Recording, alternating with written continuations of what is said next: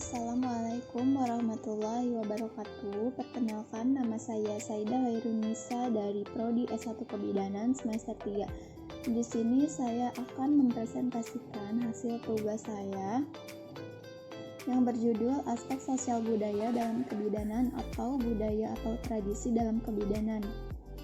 Nah, yang pertama itu ada aspek sosial budaya selama kehamilan. Ada beberapa faktor yang mempengaruhi kehamilan. Yang pertama itu ada faktor fisik.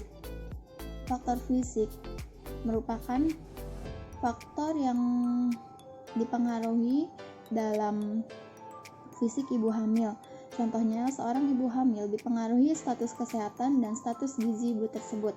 Yang kedua, faktor psikologis.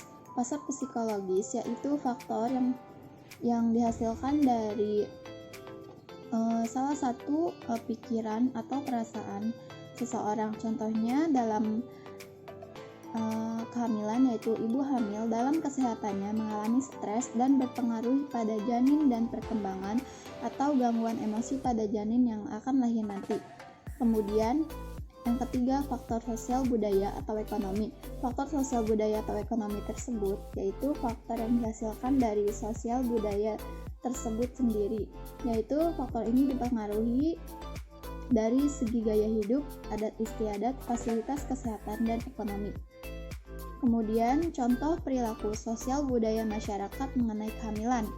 Yang pertama itu ada upacara yang dilakukan untuk mengupayakan keselamatan bagi janin, kemudian mengidam, kemudian larangan masuk hutan, pantangan keluar waktu maghrib, pantangan menjalin rambut, tidak boleh duduk di depan pintu, tidak boleh makan pisang yang dempet.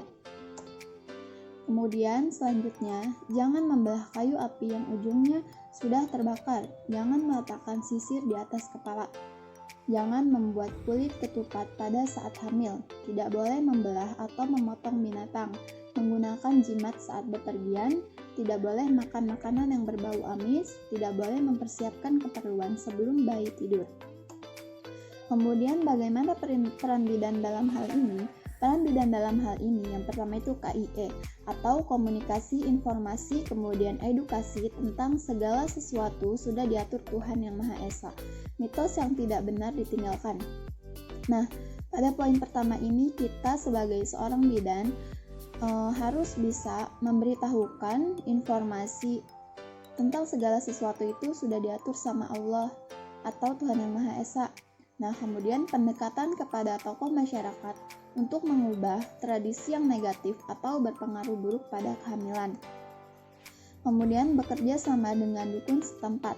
Kemudian komunikasi informasi dan edukasi tentang tempat persalinan, proses persalinan, perawatan selama dan pasca persalinan. Kemudian KIE tentang personal hygiene dan hygiene persalinan. Dan yang terakhir, KIE tentang menjaga kehamilan, yaitu ANC atau antenatal care teratur, konsumsi makanan bergizi, batasi aktivitas fisik, dan tidak perlu pantang makan. Kemudian, contoh perilaku sosial budaya dalam persalinan. Nah, bayi laki-laki adalah penerus keluarga yang akan menjaga nama baik. Kemudian, bayi perempuan adalah pelanjut atau penghasil keturunan. Kemudian, memasukkan minyak ke dalam vagina supaya persalinan lancar. Kemudian, melahirkan di tempat terpencil hanya dengan dukun. Kemudian, minum minyak kelapa memudahkan proses persalinan. Kemudian, selanjutnya, minum air rendaman akar rumput Fatimah dapat memperlancar persalinan. Kemudian, minum madu atau telur dapat menambah tenaga untuk persalinan. Kemudian, makan duren, tape, nanas bisa membahayakan persalinan.